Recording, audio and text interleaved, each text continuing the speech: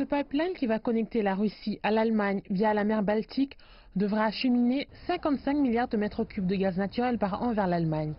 Quelques-uns des plus grands navires au monde du consortium d'entreprises piloté par le géant russe Gazprom travaillent nuit et jour pour poser 1200 km de pipeline au fond de la mer Baltique. Le gazoduc s'étire de la ville côtière de Vyborg en Russie à la ville de Lubmin en Allemagne.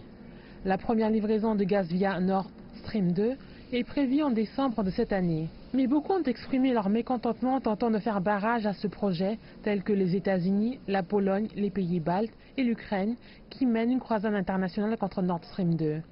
Ces pays affirment qu'il s'agit d'un projet politique qui vise à priver l'Ukraine d'importantes recettes d'acheminement du gaz et à rendre l'Europe plus vulnérable à l'influence russe. Nord Stream 2 divise l'Europe alors que sa construction n'est même pas encore achevée. Il divise les pays en deux groupes, ceux à qui sont proposées de meilleures conditions par Gazprom, comme l'Allemagne qui est convaincue par ce projet, et les pays inférieurs qui n'ont pas leur mot à dire dans ce dossier, comme la Pologne et les pays baltes. De ce fait, l'Union européenne a approuvé une révision de la directive sur le gaz qui vise à réglementer le pipeline, ce qui n'est pas le cas aujourd'hui.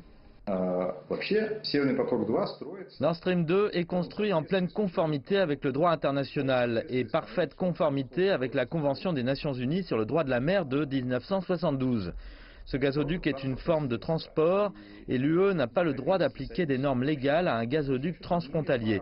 Elle n'a pas le droit d'appliquer ses droits sur des gazoducs sous-marins. La Russie défend son projet qui contourne l'Ukraine en expliquant que les gisements de gaz naturel qui approvisionneront Nord Stream 2 sont à quelques 2000 km plus proches de l'Europe que la route du gazoduc via l'Ukraine. De plus, l'Allemagne qui a soif d'énergie propre et bon marché soutient entièrement ce projet et espère que la nouvelle directive européenne sur le gaz n'aura pas d'effet sur celui-ci. Il est bien trop tôt pour les promoteurs du projet de spéculer sur l'impact de la révision de la directive sur le gaz sur notre projet. En réalité, elle n'a aucune influence sur la construction actuelle du pipeline, mais elle pourrait avoir une influence sur les futures opérations. Pour le moment, nous sommes dans la phase de développement. Nous préférons donc nous concentrer sur la construction. Pour certains, Nord Stream 2 est un projet purement économique, mais ses détracteurs affirment que c'est un outil du Kremlin pour influencer certains pays, voire l'Union européenne dans son ensemble.